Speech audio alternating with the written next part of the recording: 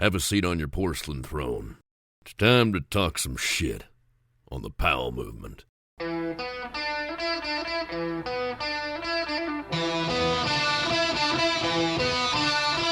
Welcome to the Powell Movement.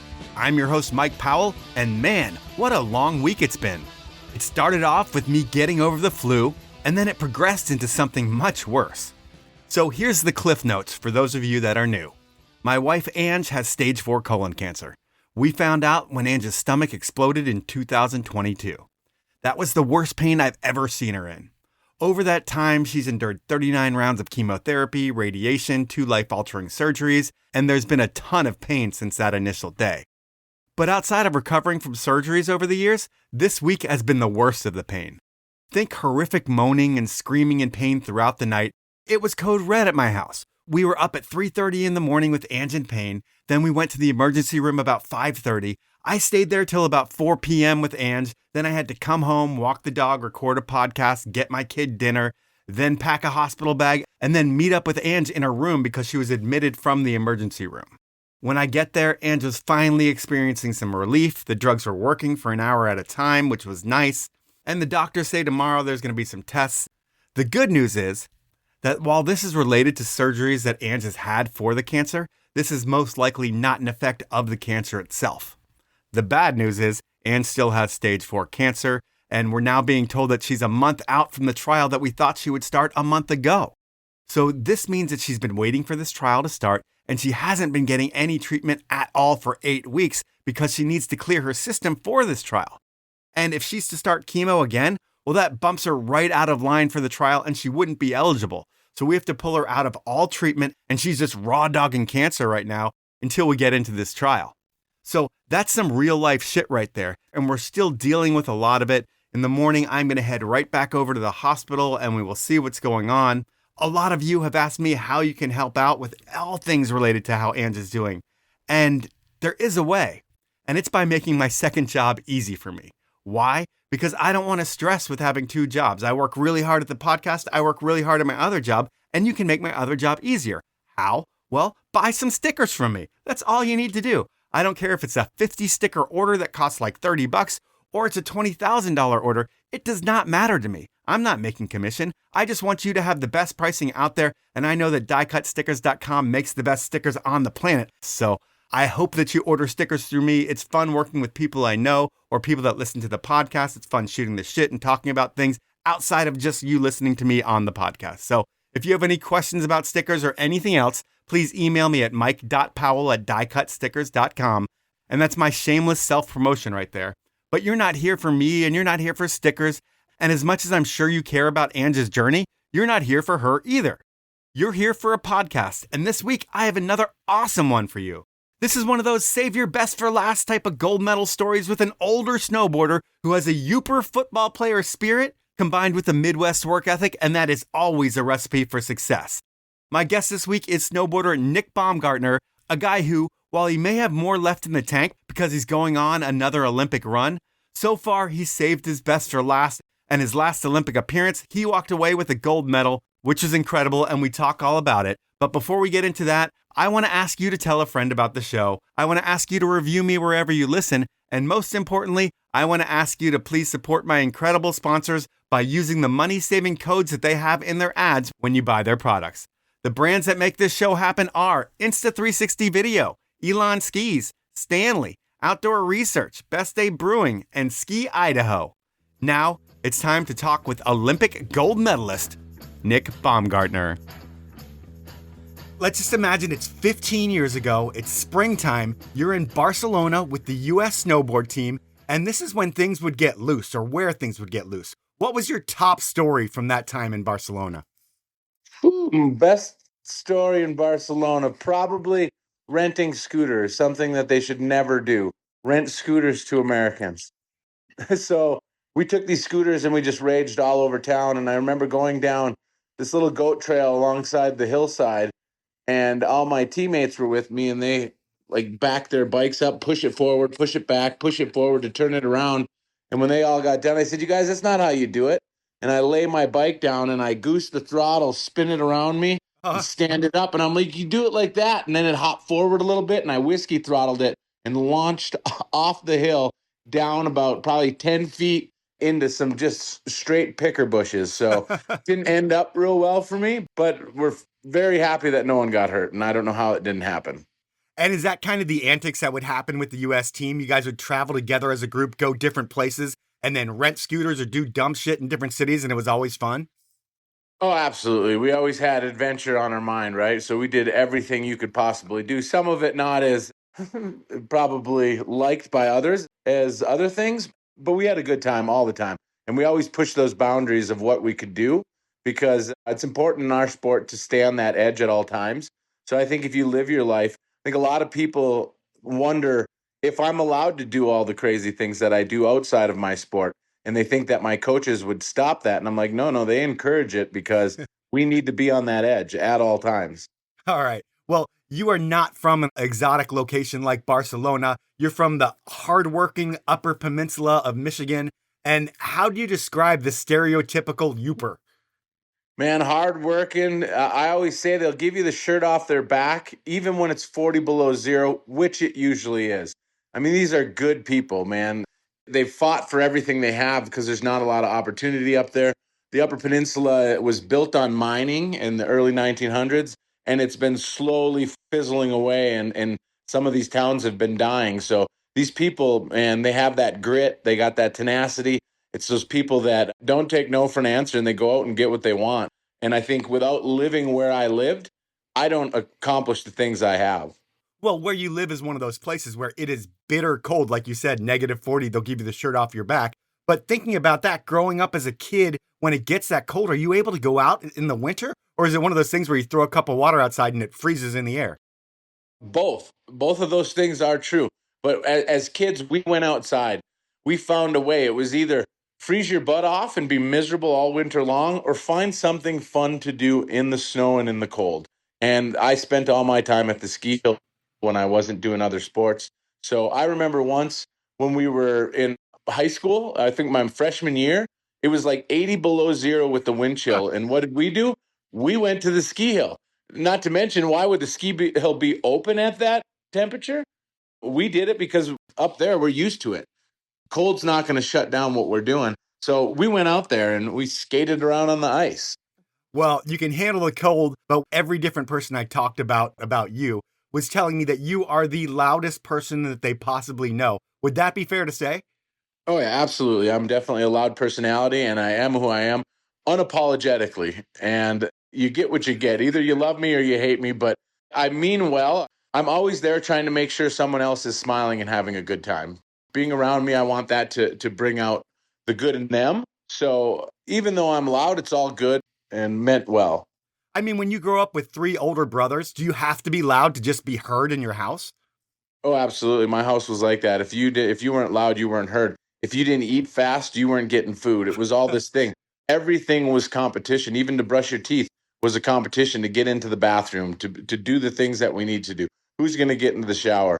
We had a 3-bedroom, 1.5 bath house, and we had 4 boys, my younger sister, and 3 foster kids at a time, my whole childhood. Holy crap. So it was like you could wait for an hour and a half if you had to take a dump. Oh, yeah, absolutely. Or you go outside, be a Yooper. Yeah. And I guess that's where your work ethic comes. It's like your toughness and your work ethic. It all comes because you have to outwork everybody to keep up with your 3 older brothers. Absolutely. I mean, having my brothers set the bar like they did definitely pushed me to a level that I couldn't have done without them. Not to mention that they toughened me up by beating the snot out of me like older brothers do. I think growing up, it was a blessing to have older brothers. And without that, again, I'm not as tough as I am. I can't fight through the adversity like I have. I can't do the things that I've done. And it was very important for me to be able to do that. And with the work ethic, it was like there wasn't a chance that we were going to have good work ethic. If my parents had friends that needed to till a field, to bale hay, to do all these things, it was like, oh, sweet, no problem. I got kids. I'll send them over. And we weren't expecting to get any pay from this. It's just my parents said, we're going to help people. Those are our neighbors. That's what we do. And we go help. Well, that is a different kind of lifestyle than I had growing up, but it puts you on a pedestal way later in your life, which is pretty amazing. But when you think about your life coming up, it wasn't about snowboarding when you started. You were an all-state football player, and the dream was to make the NFL. Were you and are you a big Lions fan? I have never been a big Lions fan. A lot of my friends are. So where I live in the UP, it's 50-50 Packer fans to Lions fans. I'm 2.5 hours from Green Bay, Wisconsin. I'm 9 hours from Detroit, Michigan. Okay. So it's just natural that I was born into a Packer family for sure. But as now that the Packers are eliminated, I definitely will be rooting for the Lions. Not only does their organization need it, but their fans need it. They've had a tough go rooting the Lions on. They've let them down very often, and I hope they get one and they do something well. I'm not one of those Packer fans that hates Lions. I'm a huge fan of the state of Michigan and every part of the state of Michigan. All right. So you were an all-state football player. You're also a state champion in wrestling, so that means you're a badass. In terms of a physical sport, is there anything else that tests the body like wrestling, or is that like the pinnacle of human fitness? I mean, it definitely is something. When you start grappling, it takes a fitness that no other sport needs it. I'll come straight from football season, like in the best shape of my life. And then 2 weeks later, we go straight into wrestling. And I feel like I haven't worked out at all, right? It's different. It takes a different kind of fitness. And unless you're 100% doing that, there's no way to really prepare yourself for it. Yeah. And then your other sport, you were a state champion hurdler as well. But then there was snowboarding, and that starts at like 15, and it's through your brothers. And how important was your older brother Josh to the whole Midwest snowboarding scene? Man, it was big because him and his friends were the ones that kind of brought it. I remember them starting out at the sledding hill on skateboards with a strap over with the trucks taken off the skateboard. That's how it started. And then we would be standing up on sleds trying to be the cool kids. And then with the X Games making their debut in the 90s and all these things, it just started growing so fast. And that's why I decided to follow my brother into that, because I looked up to all my brothers. It was what they did, I wanted to do. And not only did I want to do it, but I wanted to beat them and be better than them in something. And I didn't accomplish that and really put a stamp on it. Now, though, you fast forward to now, I have an Olympic gold medal. I think I can say that I'm the best snowboarder in the family. Yeah. But I still rip with Josh. He still pushes me. I'm out in Aspen right now. And yesterday we were ripping down. I think we hit 72 miles an hour. Dang. So, yeah, we're pushing that edge every day. And it doesn't matter how old we get, man. We're staying in touch with our youth. Speaking of your youth, while most people think of you these days as old man boardercross, you were competing on the USASA circuit back then, and you were competing in slopestyle as well, and you had a bag of slopestyle tricks. My dream when I was younger to be a professional snowboarder was to do it in slopestyle, and we were from the Midwest, so lots of rail jams. I did rail jams throughout the Midwest, slamming off a Zamboni ice in a parking lot in freezing cold Minnesota or Milwaukee, Wisconsin. I did all those things, and that was the dream. It wasn't until I went to a nationals in 2002, I think it was, in Mammoth, California. And I went there and I had qualified for all the events except for snowboard cross because we didn't have it. And I remember going up to the organizer and saying, "Hey, do you think I can sign up for the border cross?" And he goes, "Well, did anyone from your series sign up for border cross?" I said, "Well, we don't have that sport, so no." And he goes, "Oh, absolutely. We'll sign up." And then I signed up. And when I pulled out of the gate for the first time in a snowboard cross, it was like, dude, this is it. It's the mixture of my two favorite sports, snowboarding and football. I'm going to find a way to do this as a job. And I just made it like, this is what I need to do. And fast forward now here, we've been doing it for quite a long time and just having a blast in doing it. And that was after high school when you decided or when you went to nationals and you found boardercross. But you made nationals your junior and senior year. Why didn't you go? Just didn't have like I said, my parents, we had 4 boys, a younger sister. And at that point, we got kids going to college and all the we just didn't have the means to be able to do that. And I wasn't working because I was playing every season. I was in a different sport. So I couldn't fund it myself. So I had to decline it my junior and senior year. And then when I went off to Northern Michigan University to play football in 2000, fortunately for me, I was too immature for college. And it stopped my career in football, which I'm happy because looking back, I mean, I like to dream big and I like to set massive goals, but with my size and my speed, I don't think the NFL was my future. I think I would have played football for 4 more years in college and had a great career. But I think now at this point, I would probably be 30 pounds heavier and walking around with a limp because I beat myself up in that sport. And instead, I came home. I worked at the local ski hill. I qualified for nationals again. And then I went on to be able to pay my own way to Mammoth, California, and just go and find the true love of what I wanted to do. And finding boardercross just gave me a unique opportunity because, as we all know, in extreme sports, in snowboarding, half pipe, slope style, rail jams, these have a very small window. These kids are aged out by 30 for sure. And the fact that snowboard cross has allowed me to be competitive into my 40s gave me a great opportunity to be able to learn from my mistakes on the front end. Because if I sat here and told you that I always did everything right and I always outworked everyone, I'm lying. It's not how it worked. I was fortunate to have the longevity that I had to learn from my mistakes and correct them and find a way to get better. That's pretty interesting. I think another interesting part of like the last part of high school that we'll talk about in the second class, because one thing I want to find out is when you're good at everything and you're like state champion, all state, all this, are you like the coolest kid in high school? I mean, was high school like an awesome time for you where other kids might have thought it was a challenge? I mean, I had a great time in high school for sure. And yes, being able to jump into a sport and have success at it fairly easily is great, but that doesn't always rub everyone the right way, right? Because I would show up, I would go to the weight room, and I'd work out for a week and a half. And my best friend's like, dude, I can already tell you've been working out. Like, you're getting these gains. Or he would be in there every day through every season and never see those gains. So it was a tough dynamic to juggle because I don't want to rub it in people's faces. And fortunately, with my parents, I was a good person. I like to stand up for people when people were bullying them. I wasn't that bad person. So I was always trying to make friends and be good. So it was definitely a unique dynamic to juggle, I guess. And the last high school story I'm going to bring out, there was some teacher that you wrote an essay for about wanting to be a pro snowboarder, and she like pulls you aside and is like, you're crazy. There's no chance you're going to be a snowboarder. Why don't you find something else? How does that motivate you throughout life? People, I think, tend to think that naysayers and enemies are a bad thing, but man, they are so important in your development and your journey. Having someone doubt you, two things can happen. You can let it derail what you're trying to do, or you let it add fuel to the fire. Luckily that I chose to add fuel to the fire and use it rather than let it knock me down. But that teacher, she didn't mean anything bad by it. She was still one of my favorite teachers I've ever had. She just didn't understand how hard I was willing to work for it or how bad I wanted it. And I don't blame her.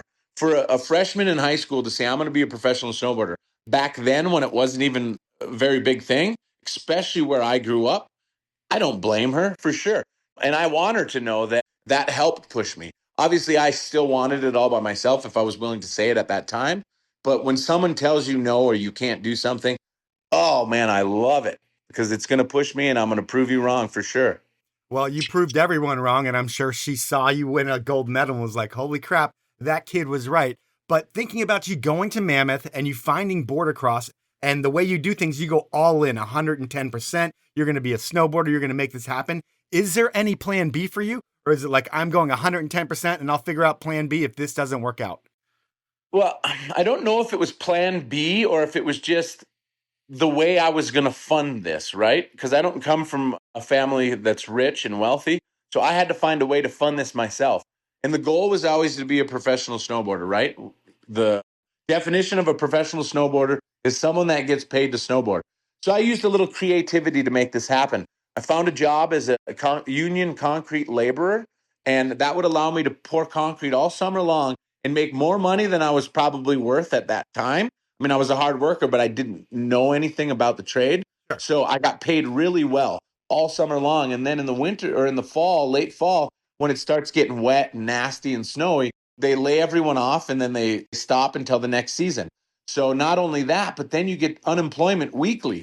So here I was calling in my unemployment weekly, getting paid and being able to snowboard all the time. So with a little creativity, I found a way to be getting paid to snowboard, a professional snowboarder, without really doing it by getting sponsorships and stuff like that. And that just helped fund this journey and allowed me to stay in the game long enough to have the success. And is there a certain point when you start traveling and start going to events and start spending all your own money trying to get yourself to make it happen. Is there a point or a race where everything starts clicking and you can feel all your hard work paying off? Like, hey, I think I see the light at the end of the tunnel here. Yeah, so I would say my first 2 years of really going for this, I didn't really go for it, right? So I did one real race at Nationals in 2002, and then I did it again in 2003. And then I had to sit down and ask myself, are you giving yourself a real opportunity to be able to go out there and be successful at this? And the answer was no, I was definitely not doing that. I needed to take it a little more serious. So I made this plan that I was going to move to Colorado for the 2003-2004 season and chase this dream for real. Well, 2 weeks before I left, I found out I was going to be a dad. So that changed a lot of things. Fortunately for me, my kid's mom, she was like, no, you're not putting this on me. I want you to go. So I left for a month, came home for a month, left again for 2 months, did 3 races, qualified for X Games. And it all happened so fast. It's like now when I look at these kids that are fighting to make the U.S. team now, it's a different journey, right? I know kids that have been training to be on the team for 10, 12 years and never made that step to the next level. And for me, it happened in one season. Like I remember going to a race, and the first time I drove 39 hours to Mount Bachelor, Oregon, and my plan was to sleep in the parking lot and figure it out, right? So I drive 39 hours, I get there, and as I'm competing, I remember overhearing the U.S. snowboard team, and I see them there. I'm like clouding. I'm like, dude, this is so cool. And I overhear their head coach telling them, like, hey, you guys, stay away from that kid. He's reckless. And man, I don't blame him. I was 100% reckless. I had all the drive to win, and I had the power and the speed to get moving, but I didn't have the technique or know what I was doing. So to have him say that, and then fast forward a few months when I get invited to the U.S. team, that's what they noticed. And I don't care what it is, be noticed, right?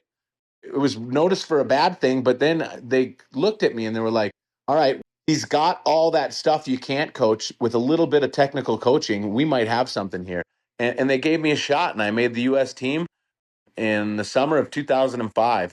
And just being able to level up and going and racing alongside these people and having the resources that they had changed everything. It's time for my first sponsor break, and I'm excited to bring Ski Idaho into the sponsor mix. People have been shredding Idaho ski resorts for over 100 years. It's the home of some of the best skiing and resorts in the lower 48. Think 19 ski areas with epic terrain and shorter lift lines. That's right, unlike a lot of places, when you ski in Idaho, that means you aren't going to spend half of your day waiting in lift lines. And Idaho skiing is affordable, with over half the ski areas offering day tickets for under $60. That's hard to beat, and between the terrain you're going to find at destination resorts like Sun Valley, Grand Targhee, Tamarack, Schweitzer, and Silver, or day areas like Lookout, Brundage, Bogus, Soldier, Kelly, Canyon, and Pebble Creek, from groomers and bumps and terrain parks to Powell and glades to backcountry, Idaho has it all, and it's the best kept secret in North American skiing. It's skiing like it used to be, with lots of independents, including mom and pops and nonprofits. To find out more, head on over to skiidaho.us. Next up, it's Elan Skis. And while I could tell you all about the new award-winning Ripstick ski models and then push you to demo them at your local shop because they'll make you have more fun on the mountain, I'm just going to talk about your local shop. There's something special about stepping into your local ski shop. The smell of the freshly waxed skis, discussion about where to find the best skiing, and expert advice makes these shops more than just a place to buy gear. We at Elan believe that ski shops are the soul of skiing, a place where skiers can come together for genuine human connection. And that can't be replaced by going online. Going to a ski shop is an experience where you want to connect with a like-minded person who understands what you're wanting to do and wants to share their knowledge with you so you can have a good time doing something they love to do too. Shops are among the last authentic pieces of the ski community we have left. And here at Elan, we want you to support your local ski shop. You can find our list of dealers nationwide over at our website, elanskis.com, and remember, support your local ski shop. Last but not least this round is Best Day Brewing. And with snow season here, skiers, snowboarders, weekend warriors, tubers, sledders, snowmobilers, snowbikers, you get it. The doers of winter are getting ready to shred. And post-shred, it's all about après. And this year, do après the right way. Forget about the calories, forget about the alcohol, forget about getting in trouble on the way home, because with a beer from Best Day Brewing, you get all the flavor of your favorite beer, whether it be a West Coast IPA, a hazy IPA, a Kolsch, an Electro Lime, or my new favorite flavor, Nature's Pills. And you don't have to worry about anything but having your best day ever. Blind taste tests have proven that you won't be able to taste the difference between a Best Day and your favorite alcoholic beer. Really, the only difference is you're going to notice how good you feel in the morning after drinking a Best Day, and you're also going to remember what you did last night, which is almost as refreshing as a Best Day itself. So the next time you're at the store, pick up a 6-pack of Best Day, or order one on your next Alaska flight, or you can always buy some on Amazon or over at bestdaybrewing.com. Those are my sponsors. Now let's jump back into the podcast. It's just an amazing story because when you get the word that you're going to have a kid, I'm sure that's pretty scary because it's not like you were planning on it. So you've got Scariest day of my life. Yeah. So you have that going on. And then you've got this job that you're doing just to be able to fund snowboarding, and snowboarding's not doing shit for you at that point. So it's got to be so scary. And then you get an X Games bid and all that happens so fast. It's got to be like a dream come true. And then I think about snowboard culture. And while I don't want to call you a jock because you're a badass snowboarder first and foremost, but the vibe that you put off, I would say is maybe more jock than a lot of snowboarders, especially in the first two eras that you were a part of. I mean, did you fit in with the cool part of snowboarding, or were you more like a fringe racer on the outside? Well, let's just say when I made the U.S. snowboard team, I wasn't very much liked, and it was for that reason. Most of the people on that team were your alternative, not traditional sports. Snowboard was their avenue, and they were more like, let's party and then snowboard, party and snowboard. And I came in from traditional sports, right? I'd played college football. I'd done all these things. And I was like, you guys are crazy. Like, you can hate me for this, but this is where it's heading. Every sport will head to this because there's only one way for this sport to continue to grow. And that's when people start training for it and pushing themselves to get better. It's going to happen. Although you say I'm the only jock here now, I promise you this sport will be full of jocks by the end of my career. And that is exactly what is happening. And it's the only way for people to get that growth in their sport. You have to train for it. You have to work for it. You have to go out there and find ways to be faster. And usually that comes from training and doing the preparation in the off season. So like when I think about it, the Sean Palmers of the world, did you guys butt heads? Did you guys get along? How did it work with like personalities like that? Well, Palmer, I don't think we butted heads so much because I looked up to this guy so much, right? He's the one who started this journey. Watching him race on X Games in high school and seeing this, and all my friends would be like, oh, that's so cool. That guy's so lucky he gets to do that. And rather than think that that guy was lucky, I would look at it a little different. Like, dude, I wonder if I could beat that guy if I trained for this.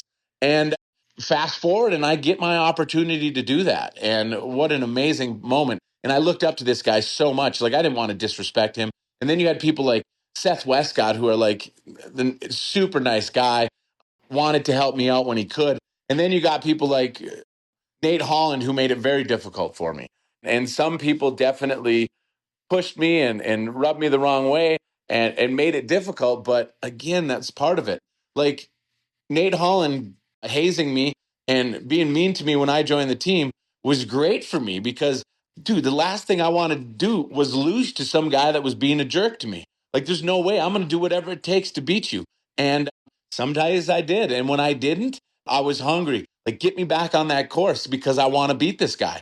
So as most people looked at it as like I hated Nate Holland, man, that kid pushed me. He pushed me to a level. So again, it goes back to those enemies that you think are ruining your life, man. Embrace it. Use it as fuel. Find a way to beat them because, man, it feels good when you finally beat them. What's the story? I kind of heard a little bit here and there about Nate throwing your snowboards or something happened like in the wax room. No, we were at a camp in Mount Hood, Oregon, and everyone went out and had a good time, and I decided to stay sober and be the sober driver for everyone. And then they stayed out late, and you know how it is being the sober guy, and everyone's partying and having fun. So I bring one guy home and drop him off, and then I come back to get everyone, and then after waiting like, I don't know, another half hour, everyone outside talking to people and having a good time, I was like, all right, you guys, when we finally got in the vehicle, I said, okay, So when we go to the first house to drop the first group off, we're not staying and partying more, you guys. Please, let's just get back in the van. We'll go to the next house so that I can get some sleep. And well, Nate didn't like that. He told me everything that he didn't like about me and how I was a jock and laid into me. So as soon as I got to the house, I ran upstairs. I locked my bedroom door. I slid the dresser in front of the door because I knew what was coming. And sure as crap, here we go. I tried to lay down to go to sleep, and he's just outside beating on my door. And I'm like, dude, this sucks. Like, come on, dude, just let it be. I drove you guys. Let me just go to bed. Yeah. And he wouldn't do it. So I came out, and then we got into a tussle. We butted heads a lot, and we got into a lot of physical alteration. Yeah, what's the word I'm looking Altercations. for? Altercations, not alterations. I'm not a sewer. Yeah. So I go outside, and we weren't allowed to punch each other. That was like, we were not allowed to do that. If I ever swung at him, I was going to be in big trouble. So I pushed him around, and I'm sober now, right? And he's not. So it's probably not the fairest fight we've ever had. Right. But I'm pushing him into the banister, and then I'm holding him against the chimney, and I'm like losing. And I always tell people, like, this is when I felt like I made it as a professional snowboarder. Here I am holding Nate Holland on the ground while Ross Powers has me like grabbing me from behind, like, Baum, stop. And I'm like, dude, we're here. I made it. And then finally, Powers broke it up. I went into my room. I went to bed. And as I'm going to bed, I just hear all this noise downstairs. I'm like, what is going on? And this was like the time when it went from regular snowboards to race boards. And the Oxus, the board company that I ride for, I remember when I first started riding for them, I was like, you guys, I will not ride a board with a square nose. It needs to have a round nose, and I want it to look like a snowboard. And I had to fight with them a little bit to get this, and they made it for me. So there was a handful of boards that a different crew was using to test these Oxus boards, and they were all square nose boards. And Nate went downstairs, and he didn't like those boards. And I mean, obviously, I didn't like them either. But he decided to swing them off a chimney and destroy them, which, whatever, I guess you do what you do in the snowboard world. We're a little wild. He ended up having to pay for them all, and he did, and he apologized. And, man, we had a good night, and on to the next. Next day, we went up to the mountain, and we all trained together, and all was fine. I mean, that's kind of how it was back then. To be honest, like, I don't miss the hazing and that kind of stuff, but I miss the fact that people could be mad at each other and then the next day be fine and, like, let's get to work, let's get our stuff done. Like, that doesn't happen anymore. People hold these grudges, and you can see it weighing on them. And it's like, dude, you guys, come on, whatever. Shit happens. I remember once when I was racing in Feldberg, Germany, and pull out of the gate, and I make it like, I don't know, 40 feet down the course. And the Russian that was alongside me, he was a little bit in front of me, cut over 2 lanes, took my nose out, knocked me down, and then they all take off and go to the bottom of the course. Well, here I am riding down the course thinking, what am I going to do to this guy when I get to the bottom, right? So I get all the way to the bottom, and it's perfect, like wet spring snow, perfect for spraying people. So I'm like ripping down the last straightaway, and I look at him, he's taking his board off, and he's like, woo, he's all excited, and I come in hot, and I lay a toe side turn, and I completely cover him with snow right in the face, right in front of the cameras. And he gets mad at me, and I'm giggling, and he's flipping me off for the camera. And dude, crazy. And then we go on. I remember 2 races later, we're in Weissenau, Switzerland. And I'm top being my normal dorky self, telling jokes and playing around. And I tell a joke in the start section when we're about to do training. And I tell a joke, and everyone's laughing.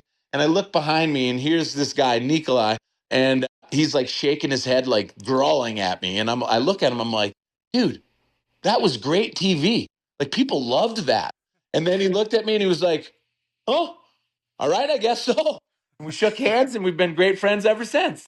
I mean, if anybody messed with you, you'd be the wrong person to mess with anyway. You're a state champion wrestler, and most people don't win against state champion wrestlers. So I can see that it would be smart to stay away from you. But thinking about it, you're traveling with people like Palmer, and sometimes there's altercations at bars and different stuff. And when you're a badass state champion wrestler who can handle yourself, have you ever been in a big bar fight? Oh, yeah, absolutely. I've been in a couple. I haven't done it much because I afterwards, it doesn't feel good at all, right? Yeah. Hitting someone and hurting someone doesn't feel that great. In the moment, yeah, like you want to show them like you're tougher than them. But yeah, I do remember we were in Lake Placid competing at a World Cup in Lake Placid, and we went out afterwards. And this was right around the time, do you remember the movie Boondock Saints? Yeah. Yeah, great movie back then. Well, they did it, you know how they'd dip their hand in their beer and they'd flick the beer and then they would say a prayer or whatever it was. Well, this kid must have just watched that show. Comes up to me and he dips his hand in his beer and flicks it in my face. And I'm like, what are you doing, dude? Like, stop. He does it again. And the third time I said, if you do that again, like, it's not going to be good for you. And he goes, Boondock Saints. I said, I know what it's from. Don't do it again. And he dipped his hand in his beer, flicked it in my face, and then I grabbed him and I sent him for a little ride. I never really punched people. I used my wrestling and I would throw them around and scare them, but I never punched people. It wasn't my thing because you could get into so much trouble. You could hurt someone. Anything could happen. I was more like, all right, this guy's dumb. I need to teach him a lesson. I'm going to humiliate him. So I do that, and then they throw me outside, and we go outside, and there's a couple of guys out there, and I'm talking to them. And I was like, dude, that's crazy. And we're looking in the window, and I'm like, oh, my God. Look they're all forming a group of people. You guys be ready. They're coming. And out the door comes like 5 dudes. And I like backpedal off the sidewalk, stand on the road, and I'm like waving at them. Come on, you want it? It was so funny because one of the guys ran over to one of the guys that I was talking to, a Swedish rider, Matthias Blomberg, and punches him right in the face and breaks his nose. Like this poor guy had nothing to do with it. Yeah. And then here I am in the street as they come at me one at a time, and I'm suplexing them and pile driving, and just they go walking back in, and it was like, oh my God. Next day, I'm like, dude, I'm gonna get in so much trouble. Luckily that never got on the coach's radar. We never got in trouble with it. It kind of got chalked up and washed away. No one came looking for us. It ended up being fine, but oh man, I thought I was gonna get kicked off a team.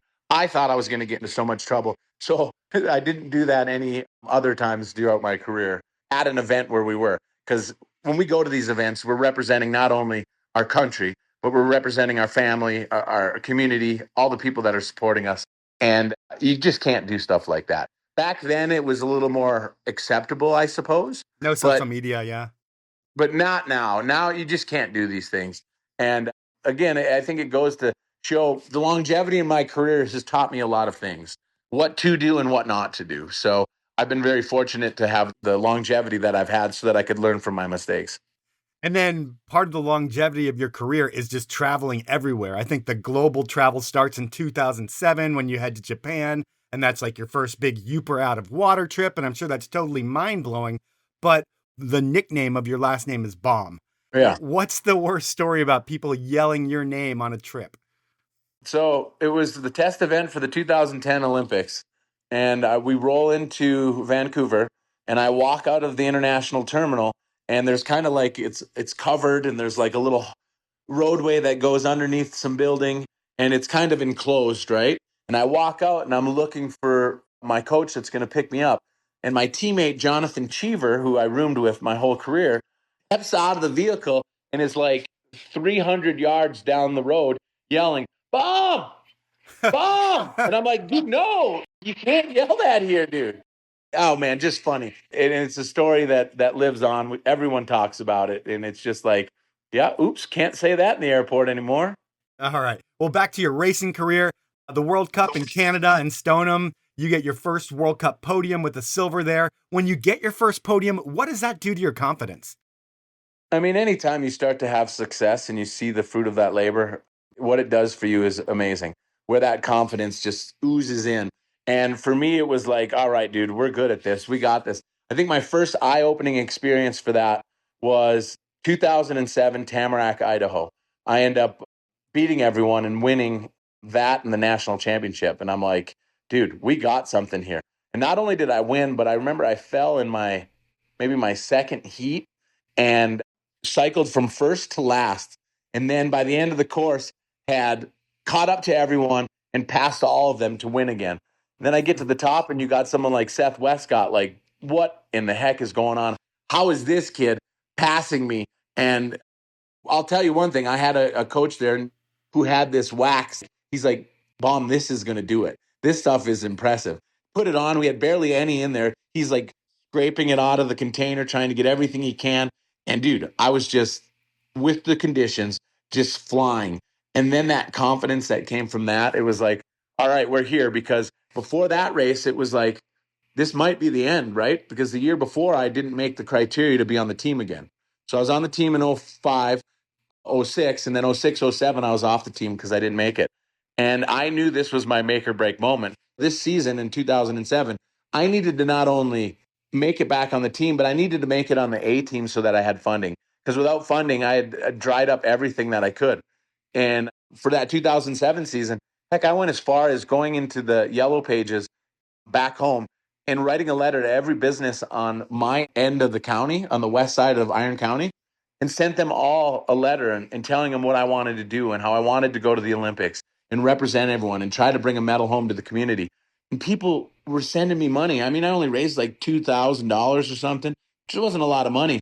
But what that does, that confidence it gives you, and it shows that it's not just you. Other people believe in what you're trying to do.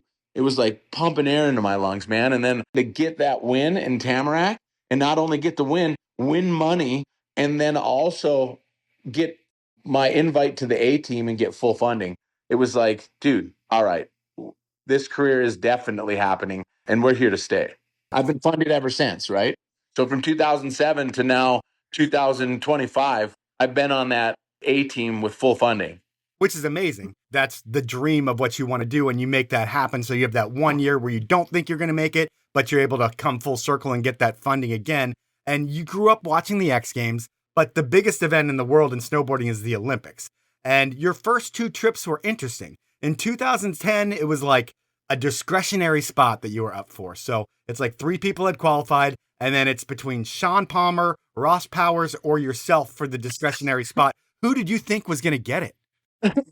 Well, I mean, listen to them names, right? Yeah, you got I mean, Sean it's like Palmer and Ross Powers. Legends, total legends. A legend who invented our sport, and then a Olympic gold medalist and my favorite half pipe rider. Not only that, but my first snowboard cross race that I did in Mammoth, California, I did on his pro model. Are you kidding me? Like, you can't even write a script like this. So we go out there and we all have third places. My second place finish beats theirs. So I am in the spot to win. But do I think they're going to pick me? I don't know. And not only that, but at the bottom of the course in Stoneham, Quebec, I got taken out right out of the I lost you. chance to fight for this, to make sure you make the team. Like, you just have to wait and watch. And I kind of threw a little fit. I was still young. I was throwing a little fit. I chucked my board at the bottom. I remember just making a fool of myself, right? Luckily, after a little bit, I walked away and threw my hissy fit a little bit further away. But I really thought that my coaches were going to tell me I wasn't going because of that little tantrum I threw at the bottom. So I was like, oh my, like, please, please, please. Fortunately for me, they went through and they used the results, and they didn't use coach's discretion, because coach's discretion is a tricky thing. I mean, if they would have used coach's discretion and taken Sean Palmer or Ross Powers instead of me, I would have been bummed for sure. But I would have never got a lawyer and tried to sue them. But that's where we're at in this sport. And if that happens, people do that. And I'm just very fortunate that they didn't, and they used the results, and they took me, and I went. So I go, and I don't even make it through the first round, right? I fall on terrible conditions, yes, but everyone was racing on these conditions.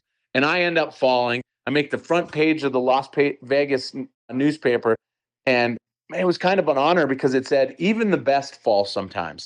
There's a picture of me like an ostrich with my head buried in the ground and my butt sticking straight up in the air. And I was like, that's awesome. But with that, and when you fast forward to 2014, when I barely made that team, and neither of those races I made it through the first round, the internet tends to tell you what they think. And man, did I get all kinds of messages about how this guy's terrible. You read this article, and this guy, no business being there. Why would we take him instead of Sean Palmer? And then in 2014, why would we take this guy instead of a 2-time Olympic gold medalist? And just beating me up.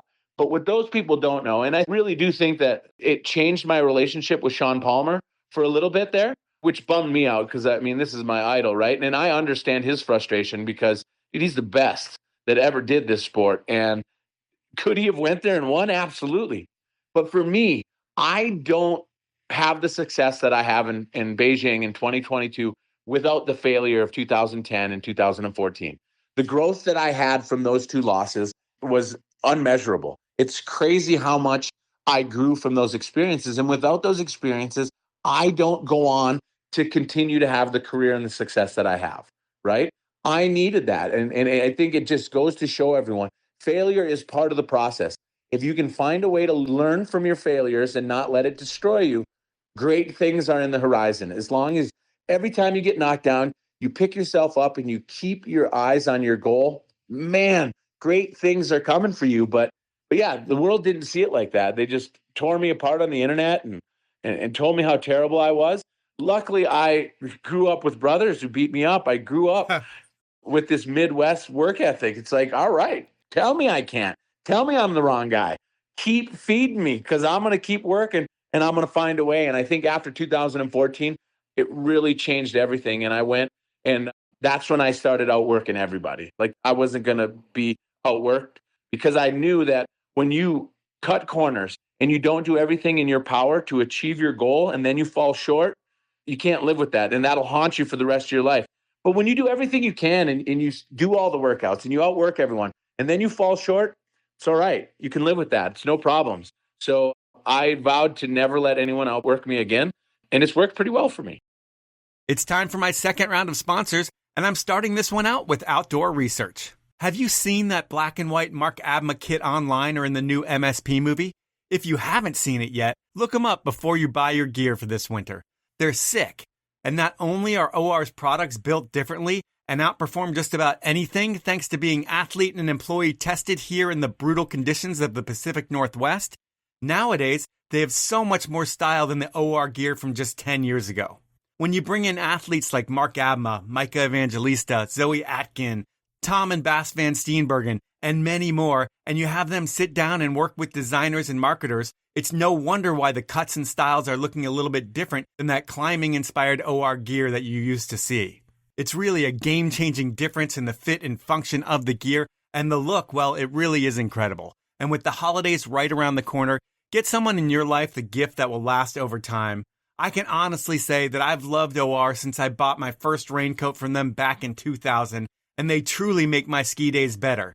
And while I may not be the best skier in the world, my Outdoor Research kit makes me look like a pro.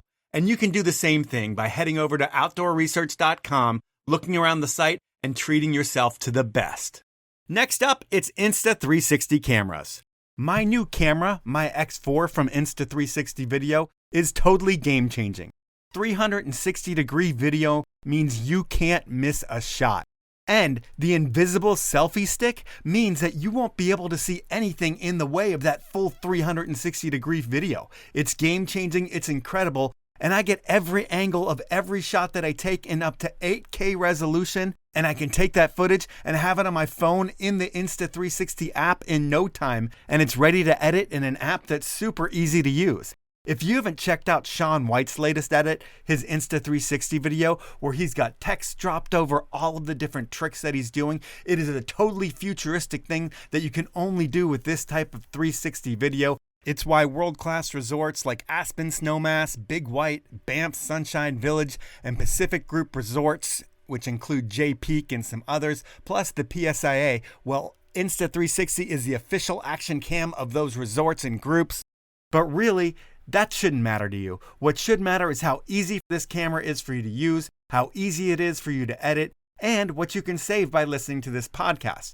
Because not only are you still going to be able to get that holiday deal they were offering, 15% off your camera order, but when you check out at Insta360.com and you get yourself an X4 camera, you're going to get yourself a free ski pole mount attachment when you enter the code Powell. That's Powell. The letter P is capitalized. And you're going to get all of that for being a loyal Powell Movement listener. So please enjoy that. My final sponsor is Stanley. And when Stanley started sponsoring this podcast, the story around the brand was that green bottle that keeps your grandpa's coffee hot. And that's still a story. But this week, they're totally changing the script. Actually, this year or the past few years, they're changing this script. And the latest big news around the brand is that they've signed Messi. the most famous soccer player in the world, is part of the Stanley family.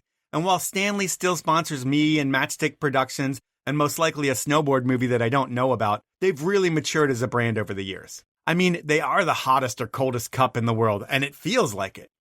And it's still all about the product. Well, marketing with Messi and Olivia sure does help things, but if you don't have a great product, the marketing doesn't matter. And since Stanley has consistently had the best cups and bottles to keep things hot or cold since they invented the category in 1913, you need to check out what they're doing. While I still swear by the pint glasses that I use every day, which could be a perfect Christmas gift for the man in your life, I see so many other people out there drinking with that quencher cup, which is so popular. And I get it. For some reason, it makes you drink so much more water, and that's awesome. Really, these days, Stanley has something for everyone, and I'm going to save you 30% on all of your Stanley purchases. How am I going to do that? Well, when you head over to stanley1913.com and go shopping, then you check out, you want to enter the code POWELL30, that's a capital Powell, no spaces, the number 30, and you'll save 30% on all Stanley gear.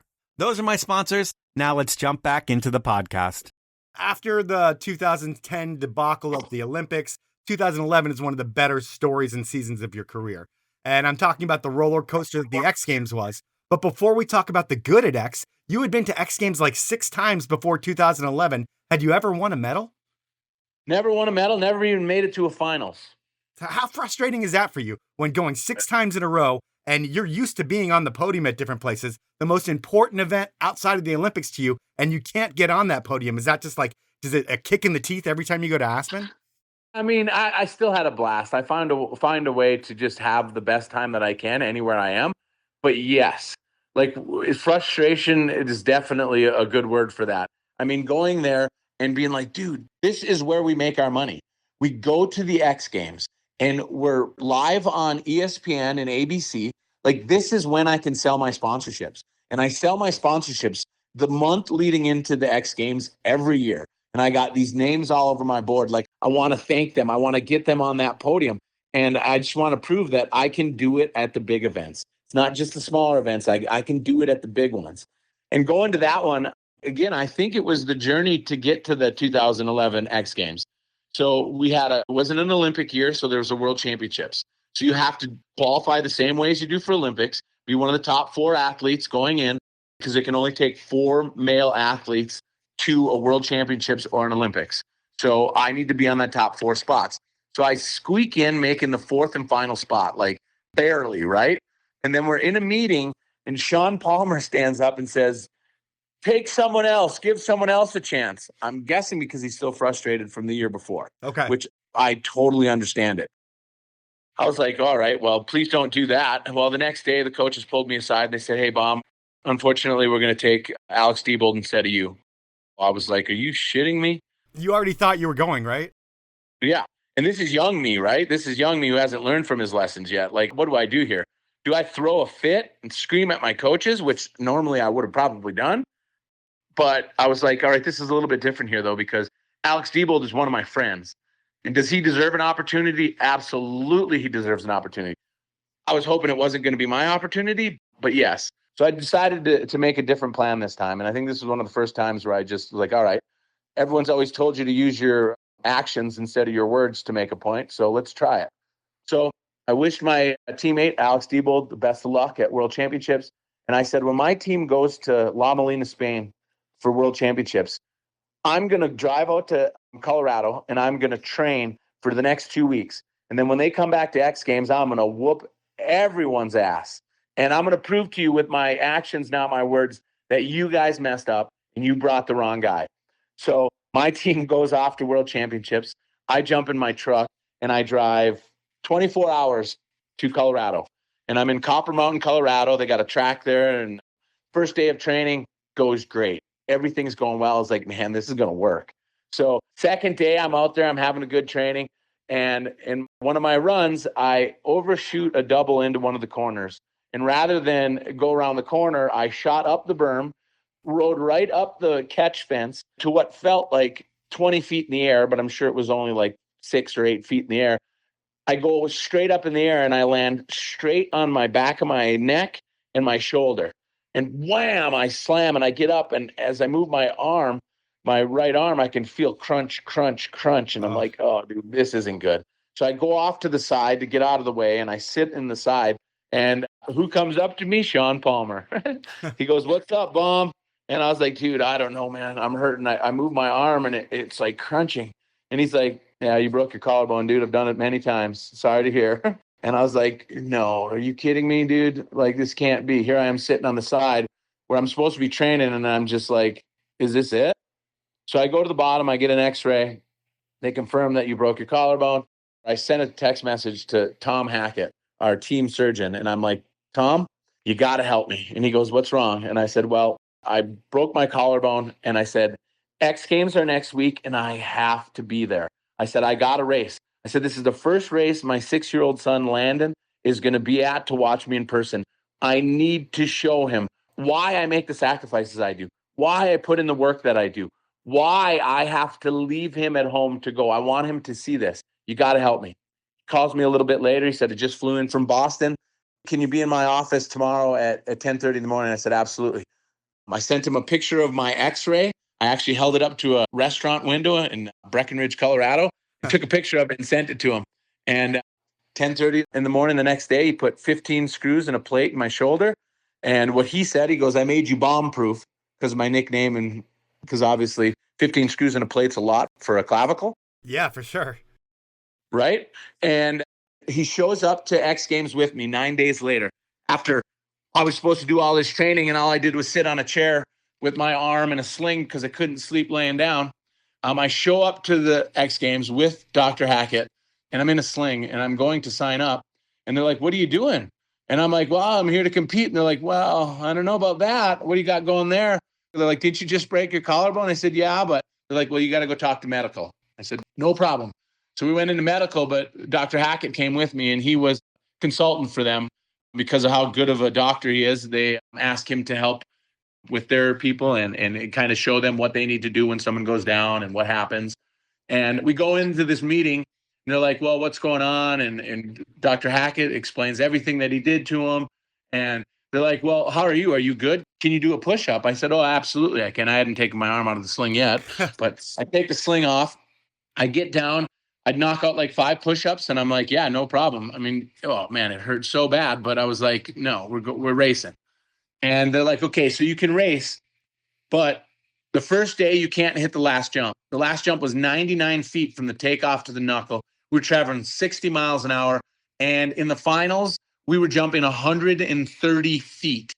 So for those of you who are listening that don't understand the difference between skiing and snowboarding, jumping 130 feet on skis, you can keep yourself in a good position. Going 60 miles an hour, hitting a jump on a snowboard sideways, the wind wants to turn you. It wants to pull you off your board. So the only way to really keep it going is cat out of a window, roll down the windows, swing your arms to keep yourself upright. And so I was fine. I'm like, no problem. I won't hit that jump today. So I work into the rest of the course and get it all figured out. And then the second day, 10 days after surgery, I go up to Alex Diebold, the guy they take to World Championships instead of me, the guy that I cheered for. And I said, "Diebold, now I need your help."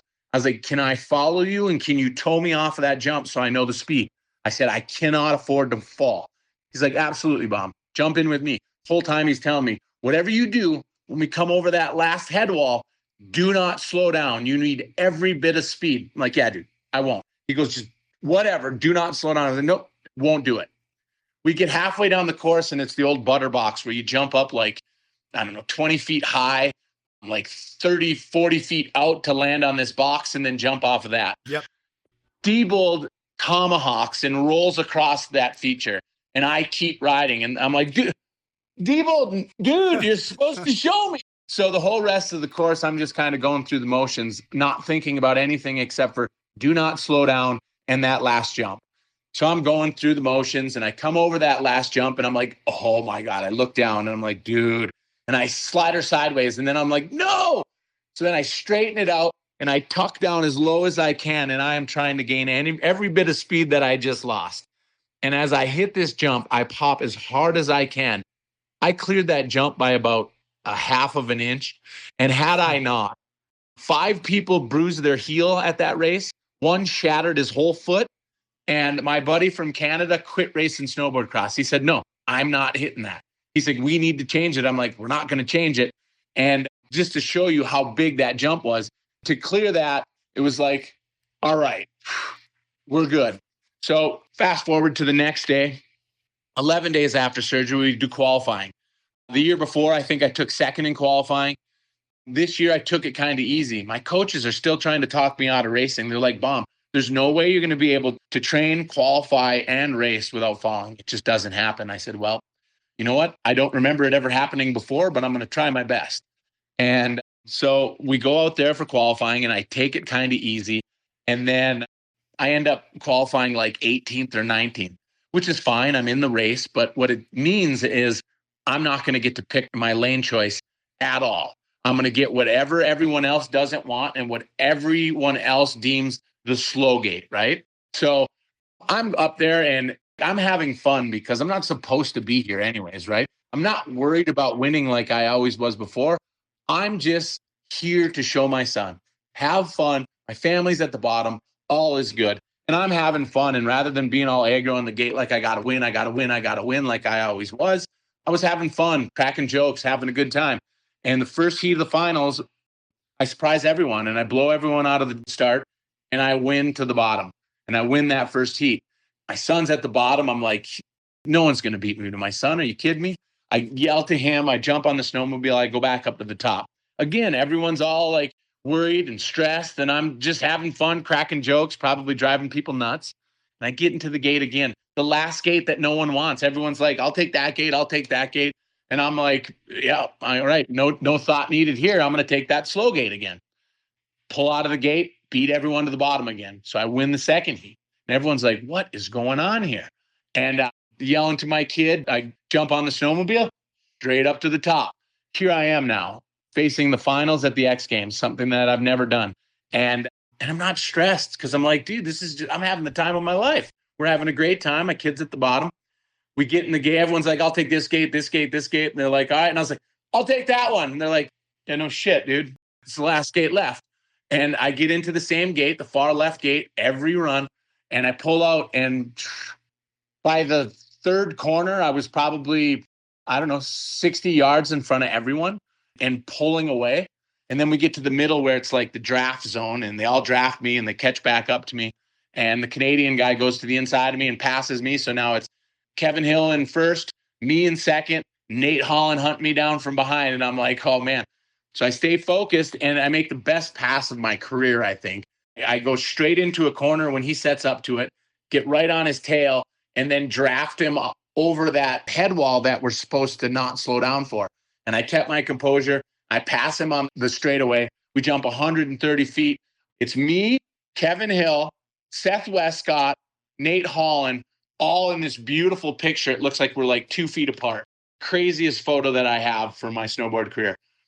Land, do a wheelie across the finish line. And 12 days after surgery, I end up winning the X Games. And not only that, but I rip to the bottom. Cameras come up to me and I rip my snowboard off as fast as I can. And I run over to my son and I grab my son. And then I'm running back with my son, holding him over my head on national television. And then I send him back to elementary school, an absolute rock star. It's like one of the proudest days of my life, right? So my son's there with me. I get to share this moment with him. I get to bring him on the podium of the X Games. They go to hand the medal and put it around my neck. And I'm like, no. Put it around his. And they put it around my son's neck. And it's like, dude. I mean, it doesn't get any more special than that, man. It doesn't. It does not. And as a parent, any parents out there know there's not many opportunities in your life where you get to make your kids cooler because of something that you did. So, man, I was taking it all in and it was unbelievable. And then to be able to share that all with him, to do that with him and just have the time of our lives, man. And I would like to be able to tell people that when I was in there, it hurt so bad when I was racing and I'm just that tough. But you guys, adrenaline is the most amazing thing on the planet. I felt absolutely no pain when I was racing. When I was in the gate, there was no pain. Granted, 2 hours after I won, it felt like someone ran me over with a semi-truck, but that's the beautiful thing about it. And I think a lot of these younger kids could learn from something like that. if you give yourself the opportunity, yes, you don't want to put yourself in a position to hurt yourself more, but adrenaline and your body can help you if you give it the opportunity. Nowadays, kids get hurt a little bit and they're like, no, I'm out. I'm done. Like, I don't know, man. You guys were raised different than us. And trust me, the last thing I want to do is be the old generation talking smack on the younger generation. But I think there's some truth there sometimes. Like, I don't want to keep pushing on it, but we're built different. My generation is different. Growing up with 3 older brothers is different. And that's all goes to my success again on that day. When you think about it, if you were in the NFL and you had that collarbone injury, but you were going to try to play, which would have been really difficult to be in the NFL and do that unless you're a kicker. But if you were to do that, you would take a bunch of pain-killing injections to get on the field. That's just, I mean, maybe not you personally, but a lot of players would do that. Is there anything like that in snowboarding? When you have that kind of injury, can you just freeze up your shoulder and not feel it? Do people do that? Yeah, they do. And I've bruised my heel before where they'll give you a shot in your heel and it numbs your foot so that you can ride. But you got to be careful with stuff like that. So I don't know if we want to fast forward to when I broke my back. Yeah, well, that's leading up to the next Olympics, right? To Korea? Yeah, absolutely. So we're going to fast forward to where you broke your back. We'll go straight to the Olympics. We're going to pass over a little bit of stuff, but we're going to talk about when you broke your back. You're like 36 years old. You're leading right up to the Olympics, and what happens? I'm not like 36 years old. This is my 36th birthday. Oh, Jesus, your 36th birthday. There we go. 36th birthday, yep. It just, like, what a crazy thing to happen on your 36th birthday, right? We're in the second Olympic qualifier for the 2018 Pyeongchang Olympics. And I had just come off of 2010 and 2014, which did not go my way. And that's what pushed me and propelled me to try for 2018. Like, I need to get one of those medals. That's the plan. That's been the goal. Let's go and get it done. So we're at the second Olympic qualifier. We do the individual race. I don't remember how I did there. We do the team race, and we're training for the team race. No, sorry, scratch that. That was when I got my concussion and got helicoptered off of that mountain. So yeah, we're at the second Olympic qualifier for Pyeongchang Olympics, and I'm doing the team race. I pull out of the gate, me and the Italian kid go into the first turn side by side, right? And it's funny because when you rewatch the footage, you don't see it because as we go into the turn, the cameras change and you can't see us for like a split second. This dude's all over me, grabbing me, pulling on my arm.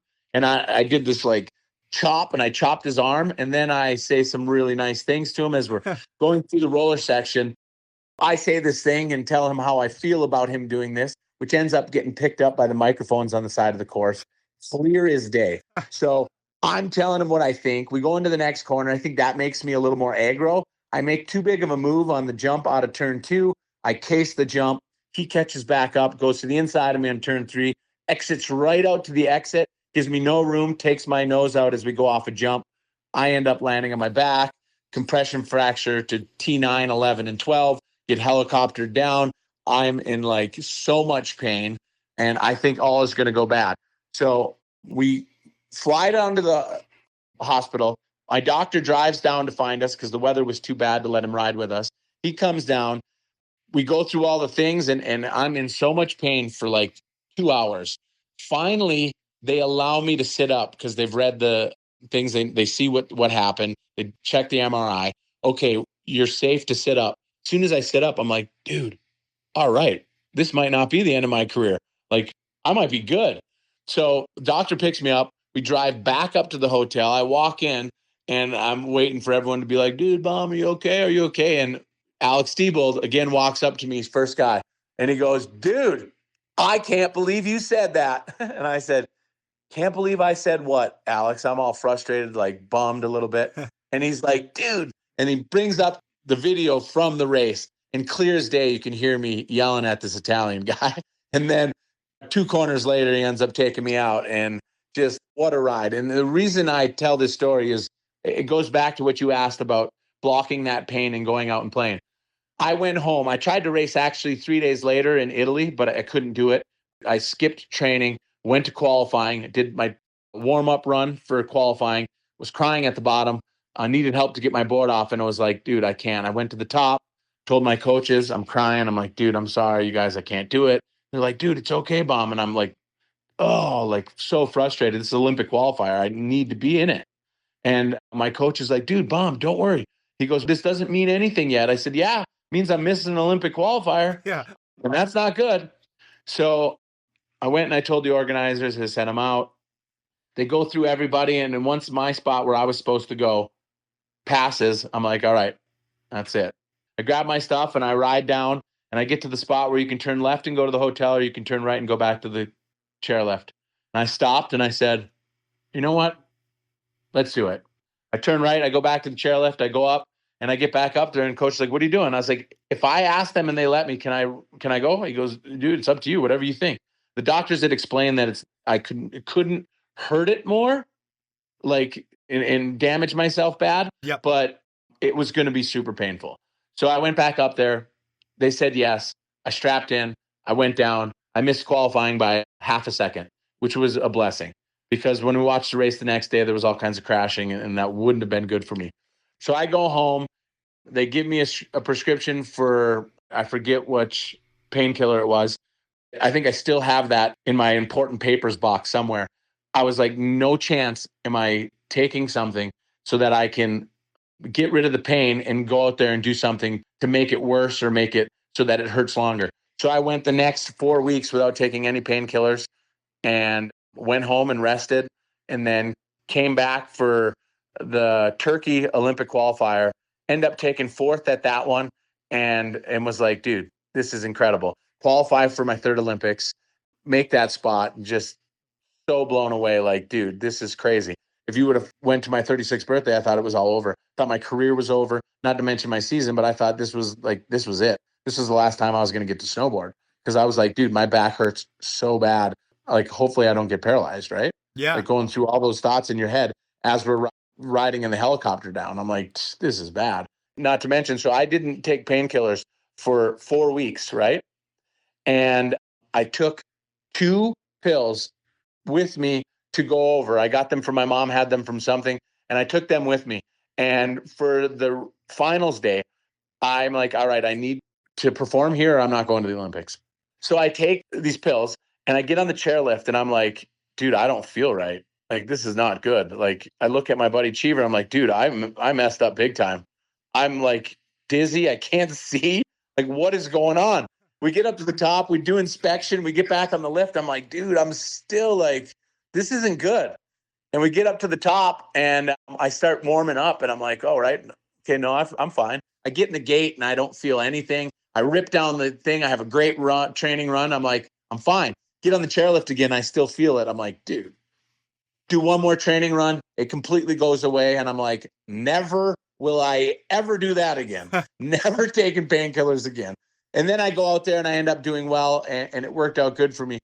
I share that story, you guys, because be careful when you hurt yourself, man. Feeling pain. I think nowadays people, when they hurt themselves, they want 0 level pain. Guess what? You just broke your back. Not going to happen. There's going to be pain. But when you mask that pain, you just hurt yourself more, and you put yourself in a really bad situation. Not only hurt yourself, but to get yourself addicted to something that's going to completely ruin your life. And I had friends at that point in my life that had ruined their life. And that is 100% what made me not take those pills. And then to go out there and to qualify and to be able to go to another Olympics, even though I messed up before that race, it worked out good, and lessons learned. And we are not even going to talk about that Olympics. We're going to say you got 4th place there, and that kind of sucks. I mean, it's way better than 25th place, but when you get 4th place, you're going to sit and think about your run, I would think, every night for the next year of like what you could do different. When you get 25th, it's like, oh, I shit the bed. There was nothing I could do different because I just fell. So yeah, that kind of sucks, but we're not going to talk about that. Well, we should talk about it a little bit, because the one thing I always talk about is, like, you guys 4th best in the world at something is pretty dope, right?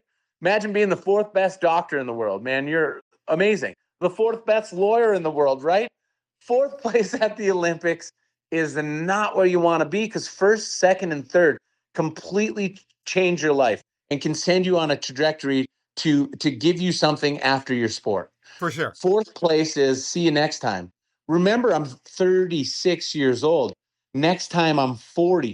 So yeah, I did an interview at the bottom and I said, yes, I will be there, but who knows, right? Who knows what's going to happen in the next 4 years? At 40 years old, you're really going to make it to another Olympics? And I'm telling you what, you guys, I've had a lot of supporters over the years and a lot of doubters. Well, I'm going to tell you what, when you say you're going to go to Olympics at 40, a lot of those supporters start doubting.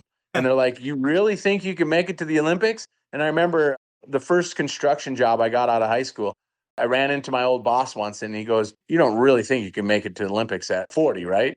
You're not serious, right? And I'm like, what are you talking about, dude? Of course. And I'm not just going to the Olympics. I'm going to go there and I'm bringing a medal home. Like, are you crazy? My goal is not to go to the Olympics again. I'm going to make some noise and to win. Like, get out of here. But thank you for telling me that. Now I'm going to prove you wrong. And that's what we did. We started trying to figure out a way to prove them wrong. And I started changing things. I found a different trainer. I found a place to work out at home. Whereas I was trying to do everything myself because I have a son at home. I couldn't leave and go to Park City, Utah, where our team trains. So I tried to do everything on my own, which I was working very hard at this point. But you can never push yourself like you can when you work out alongside other great athletes with an amazing trainer. So I had a guy reach out to me from Advantage Sports Training in Marquette, Michigan, a guy named Dustin Branchow. And he slides into my DMs and he's like, dude, I really think we can help you in your efforts to go to this next Olympics and do the best you can. And I was like, dude, I'm all ears. He's like, can you come up to my gym and check it out? I said, absolutely. So I went to a training camp in Mount Hood, Oregon in June before the next Olympics. And I go up there when I get home and I'm like, dude, first thing I see when I get there is I see this dude do an approach broad jump onto a box taller than he is. And I'm like, dude, like if you want inspiration and you want motivation, work out with some younger kids. Work out with some younger kids when you're older, because the last thing I want to do when I show up is look old. And the last thing they want to do is get beat by some of my age. So I'm trying my butt off to show up and look like they do. So it pushes me to a new level.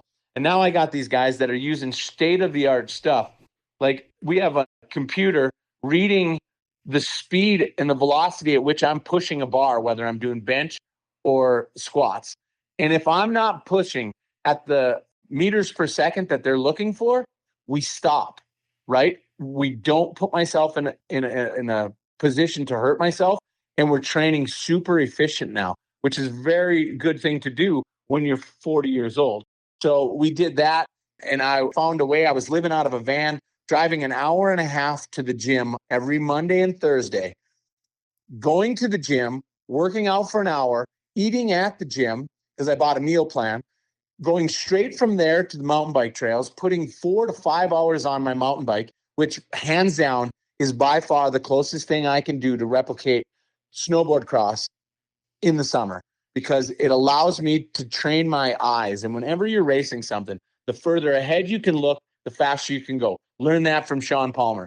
And then when I did some off-road truck racing, you learn this. The further ahead you can look, the faster you can go. So I'm training my eyes to look way ahead down the trail while I'm training my peripheral to read everything below me, like the rocks, the ruts, all the bad things. And this is training me for what I'm doing. Not to mention that I'm not the best mountain biker on the planet. So every time I'm going off of these jumps, I'm like, ooh, this could go bad. And like, it's keeping you on that edge, right? So that like when in a race, when a door opens, I can't hesitate. I got to go for it. And by riding and doing stuff like this and keeping myself on that edge, I don't second guess it. Door opens in a race, I go for it. So I'm doing the thing. But not only that, but when I ride with my friends and I'm mountain biking, when I'm chasing them down and I'm on their tail, they probably don't love it. But what it's doing for me, it's allowing me to look through them. And I try to eliminate them out of my vision. And I'm doing everything I can around them, right? And I'm looking, and it's so great for what we do on snowboard cross. So I'm doing that. And then I go to Lake Superior with my dog because Lake Superior is freezing cold. It's like a natural ice bath. And I soak in the healing waters of Lake Superior. And then we jump back in the van and we go back to the gym to get my dinner meal, eat my meal, and then find somewhere to park the van and sleep. Dude, you are a total animal. Yeah. I remember parking in a trailhead for the mountain bike thing. You weren't allowed to, but I was like, dude, this is the only place I got. And I remember at like 1:00 in the morning, getting a knock on my van. I'm like, oh man, I know what this is. I open up the door and there's 2 cops there like, sir, you can't sleep here. And I'm like, man, come on, dude. I was like, are you kidding me? I was like, don't make me leave. And I was like, do these guys know who I am? Do they know what I'm trying to do? Like anything? And they're like, nah, you got to go, bud. And I'm like, oh, whatever. So then I get in my van. I drive up to the grocery store and park in the grocery store parking lot, sleep. And then what I do on Tuesdays and Fridays is I get up and I work out at 6 a.m. And then immediately afterwards, which is 7 a.m., I get in the van and I drive home so I can have some time at home. Well, there's a time zone change halfway between, right? So it changes the dynamics of everything. So I gain time, but when I work out at 6 a.m., it's actually 5 a.m. my time. Talk about getting used to something brutal. Trying to get up at 5:30 in the morning to go work out at 6, but it's actually 4:30. My body thinks it's 4:30 in the morning. So I'm in the van and we're driving up to the gym. Dude, it was chaotic. It was hectic, but it was exactly what I needed to do, because then I went in to the best season of my career. I'd never podiumed in the first races ever. It was always mid-season to the end of the year. That's when I'd have all my really good luck. I mean, maybe every once in a while I'd have something good happen, but I needed some time to warm up and get into it. And I think that goes from just not having time on snow as much as these other countries, right? Yeah. So, I mean, it was just part of the gig. And I don't know. Well, I'm going to jump into here is like, I think the cool part is how you made the team, because when you think about when you got injured at 36 on your birthday, that totally sucks. But on your 40th birthday, your bib number 40, your time is 40 seconds, and you qualify for the Olympics. Is that just destiny right there? Well, I mean, I think we got to rewind a little bit, because it was the first race of the season in November of 2021. We went to the Olympic track and we raced on the Olympic track. And I end up going out and taking the bronze medal on the Olympic track. So one, the confidence that comes from that, like, are you kidding me? Yeah. I just took a bronze on the Olympic track. Let's go. Like, we're right. All this training and all the sacrifices I made this summer, dude, worked out perfectly. So we go from there and I'm like third place. Let's think back. So third place, that's what I got to qualify for 2010 when I almost got beat out by two guys because everyone was podiuming me. I'm like, third place I'm not qualified. There's no chance. We got to do something. So we go to the next race in Montafon, Austria, and I make it through the rounds and I end up taking second. The course would have been 10 feet longer. I would have won that race. And I end up taking second to the guy who wins the individual event at the next Olympics. So like, I'm firing on all cylinders, right? And now I'm locked in.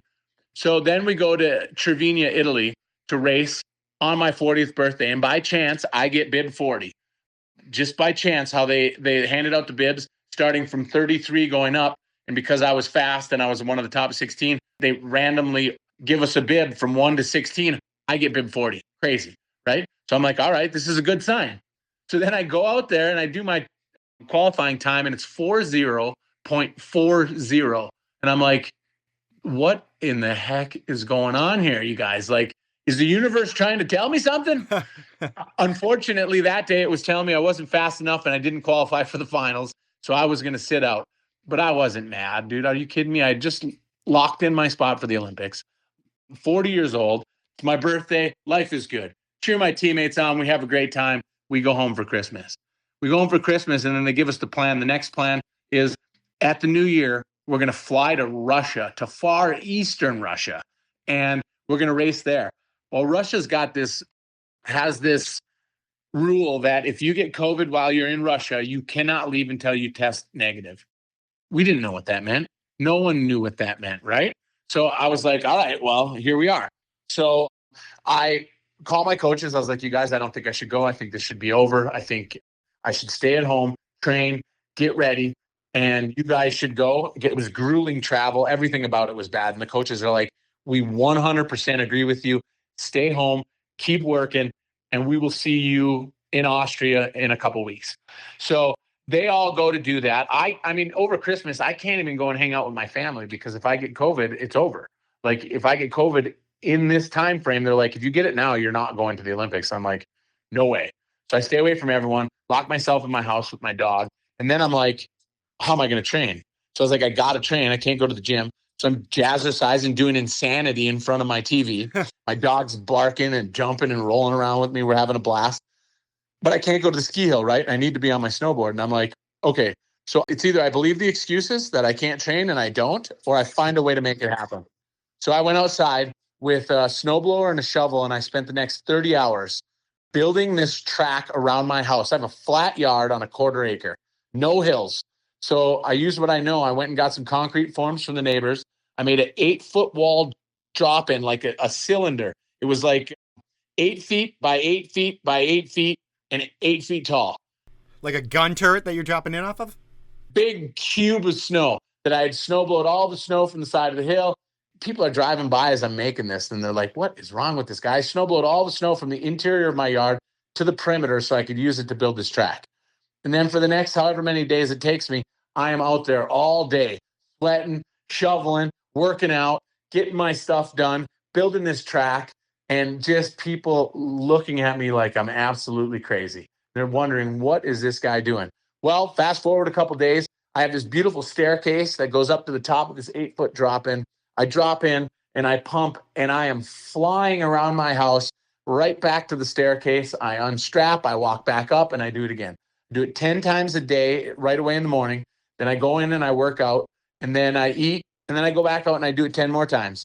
And I designed this with only rollers because I know the finish line at the Olympics, the finish straightaway is all rollers. And if I want to win or pass someone there, because everyone made passes at that first race at that last straightaway. It was never the guy who started in that roller pack would end the race winning. Someone always passed them. So I needed to be as best as I could there. And man, did it work out. Worked out great for me. And I think after the Olympics, my neighbors knew exactly what I was doing. Yeah, they did. So this brings us all to the 2022 games, and they're different because of COVID.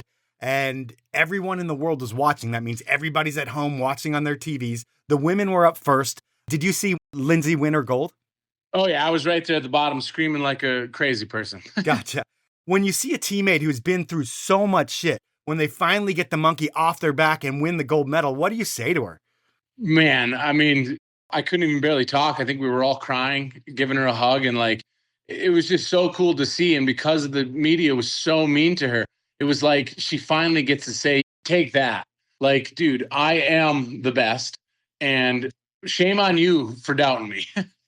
So that's pretty awesome for her. With you, your event comes up the next day, I believe, or a day or two later, and you end up in 10th in your event. And you had that interview afterwards where you were just, there's so many tears and it was so emotional. Can you kind of describe what was going through your head after that 10th place finish?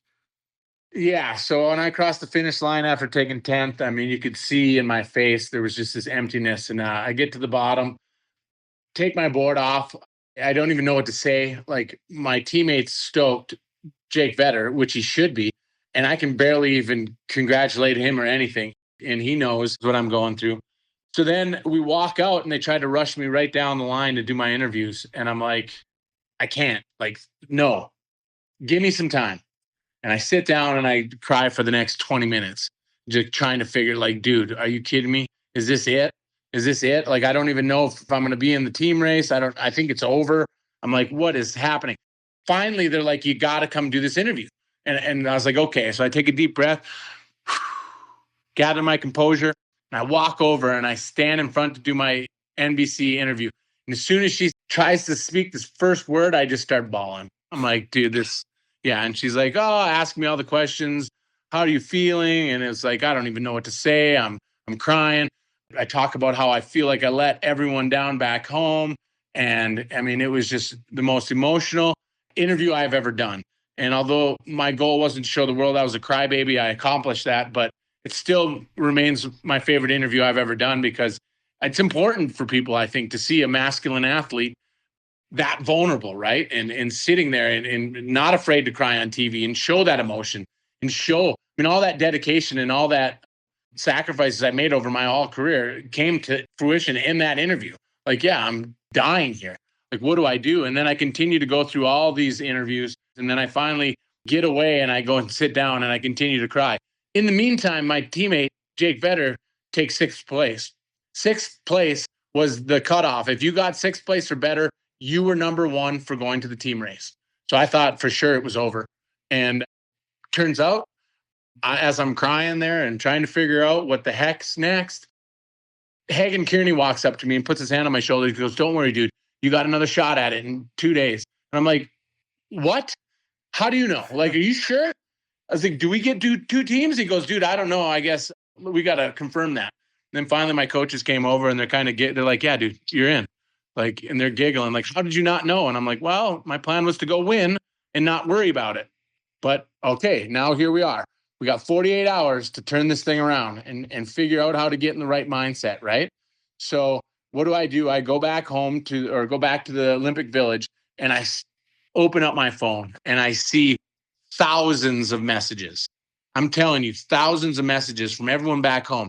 You didn't let anyone down. You're amazing. Everything you've been doing, medal or no medal, you're still amazing. And we love what you're doing for the kids back home and all this stuff to pick me back up. I mean, I wish I could say I was tough and I just stood myself back up and got in the right mindset.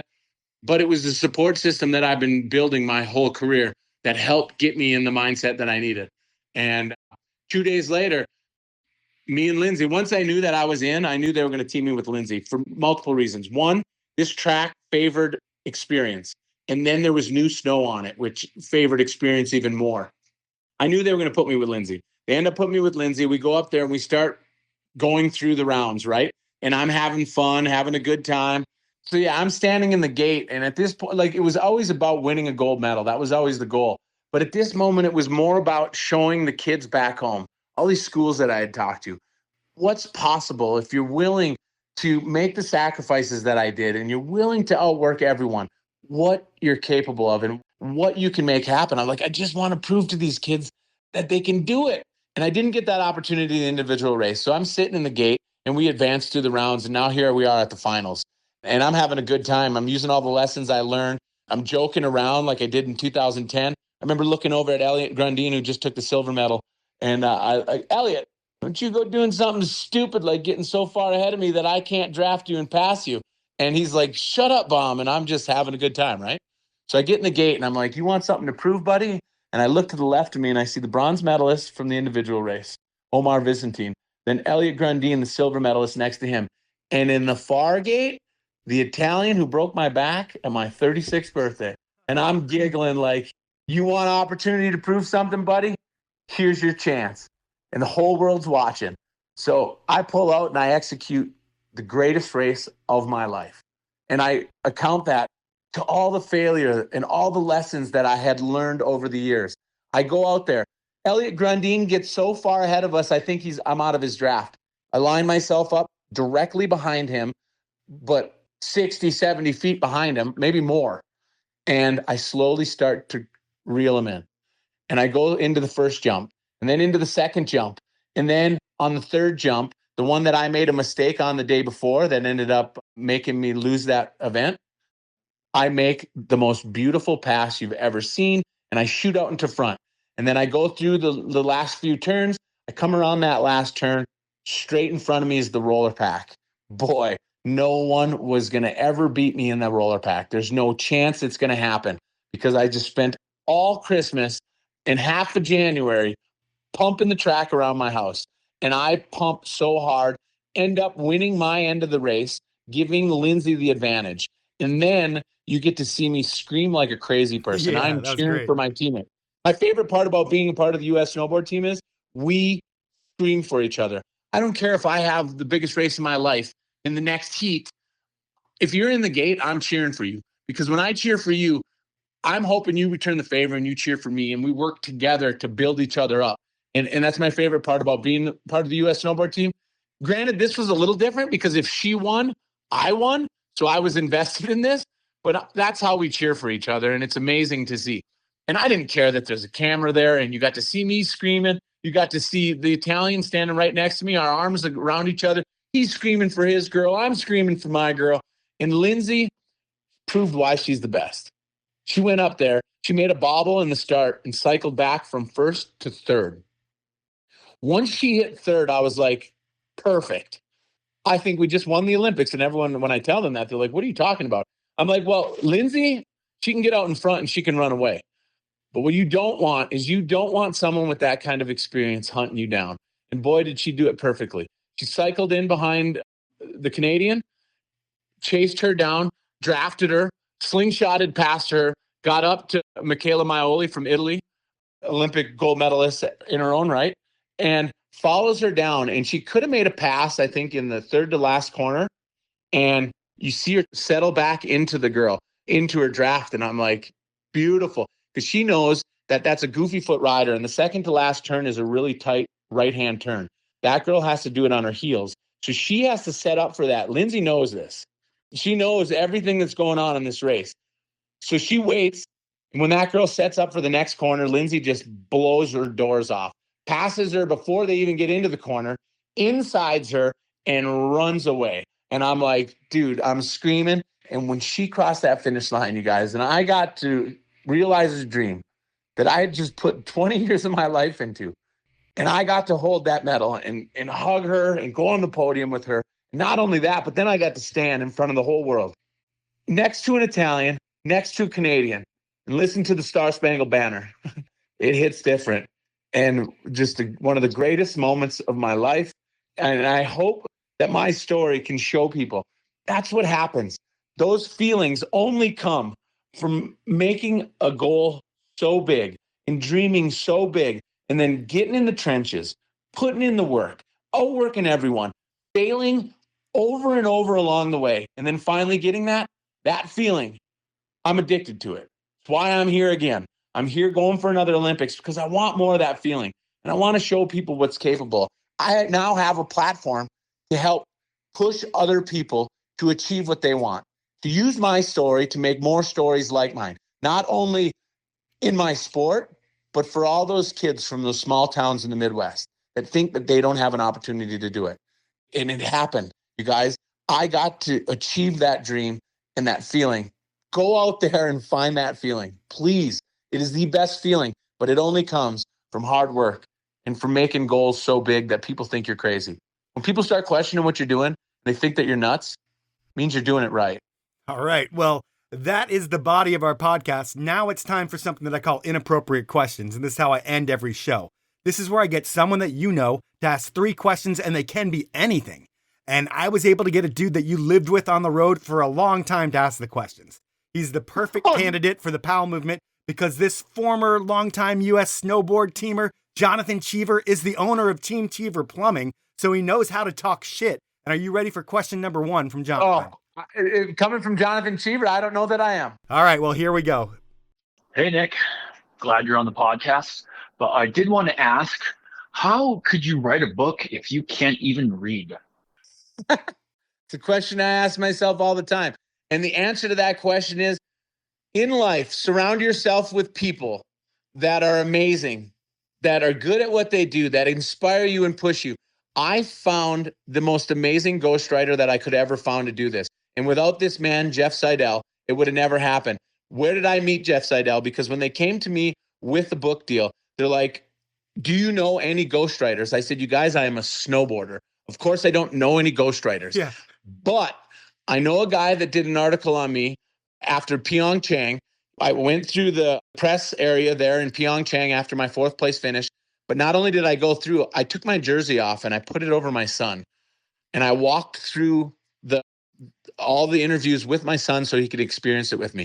And we get to the print, and there's a guy there from the Detroit Free Press, Jeff Seidel, and he's asking these amazing questions, and he just keeps firing questions. There's a lot of other reporters there, and he's not letting any of them. And I couldn't help but think a little bit like, dude, like, settle down, like, let some other people ask some questions. But his questions are so good, and there's so much passion in this man. I'm like, all right, I ain't saying anything. Let's just keep going.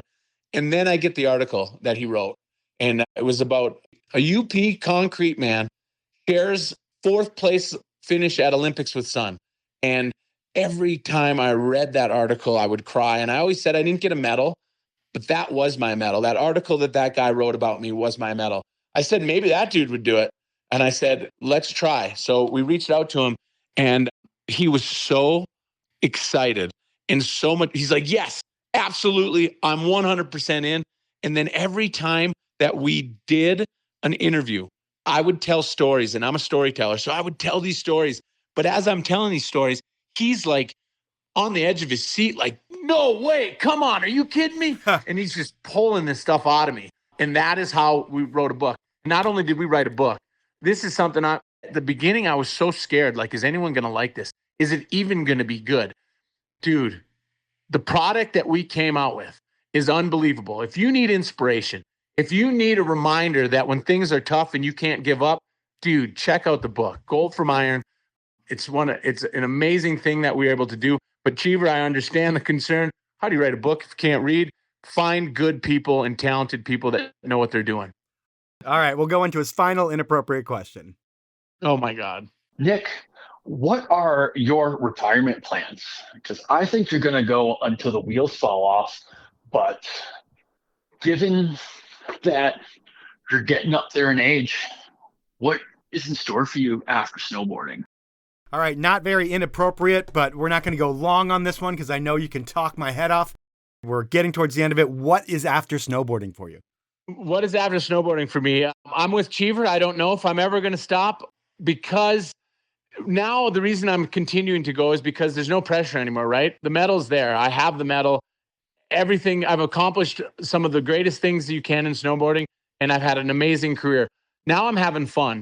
But when you're having fun and there's no pressure, it makes you very dangerous, even at 44 years old.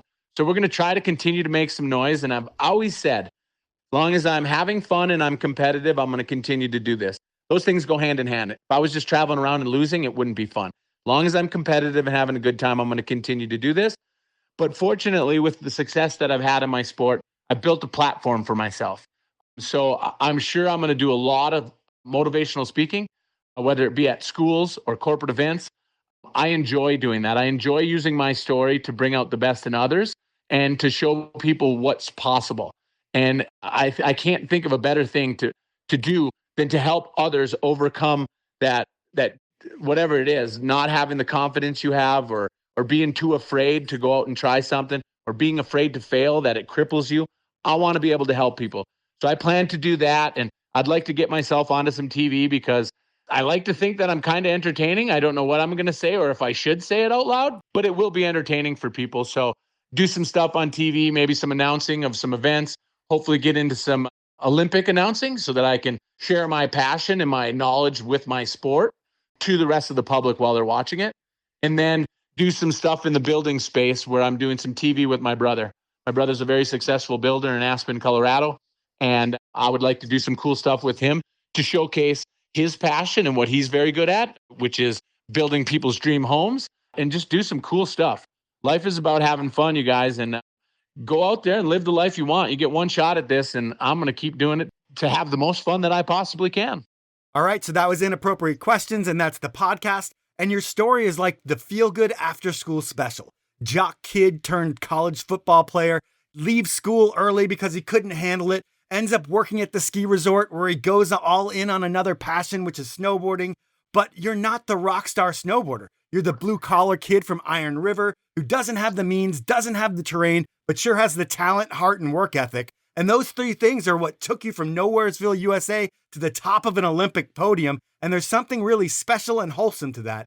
And you know what? I could have ruined the whole story by reading your book, but I didn't. I just did some research and I wanted to get the story from you. Everyone else should go buy your book so they can get inspired by it. But I want to thank you for sharing part of your story, and I want to thank you for your time.